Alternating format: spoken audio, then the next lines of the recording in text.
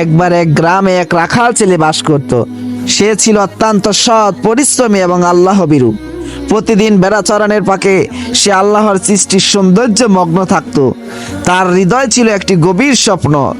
একদিন সে এমন কাউকে জীবনসঙ্গী করবে যে আল্লাহ ভীরু, নম্র এবং চরিত্রবান। একদিন বেড়া চড়াতে গিয়ে সে একটি কুয়ার পাশে বসেছিল। এমন সময় পাশের গ্রামে এক সুন্দরী মেয়ে পানি নিতে কুয়ার কাছে এলো। মেয়েটি ছিল অত্যন্ত লজ্জাশীল এবং পদ্মাশীল। তার নম্র ব্যবহার এবং আল্লাহ ভীতির চাপ রাখালের মনে গভীর প্রভাব ফেলল। কিছুদিন পরে রাখাল জানতে পারল যে মেয়েটি এতিম এবং খুব সাধারণ একটি পরিবারে বড় হয়েছে। রাখাল তার আল্লাহর কাছে দোয়া করলো। সে বলতে লাগলো, হে আল্লাহ, যদি এই মেয়ে আমার জন্য উপযুক্ত হয় তবে তাকে আমার জন্য হালাল করো। আমি কখনোই অন্যায় পথে যাব না। এরপর রাখাল তার মা বাবাকে পাঠিয়ে মেয়েটির পরিবারের সঙ্গে কথা বলল।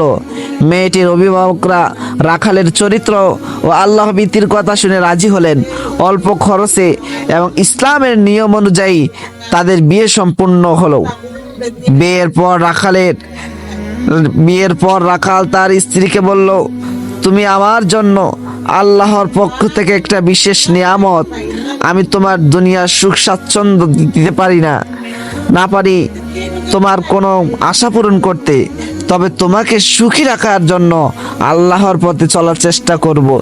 স্ত্রী তখন বলল, আমার জন্য তুমি আল্লাহর এক নিয়ামত।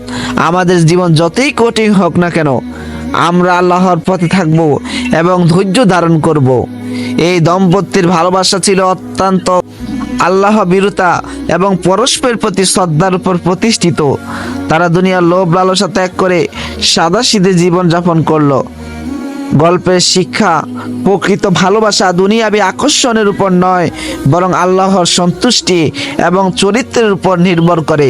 যারা আল্লাহর পথে ভালোবাসা খোঁজে, আল্লাহ তাদের জীবন শান্তি এবং বরকত দান করেন। নিশ্চয় মুমিনদের মধ্যে যারা নিজেদের পবিত্র রাখে তাদের আল্লাহ তাআলা ভালোবাসেন। সূরা তাওবা 108 নং আয়াত।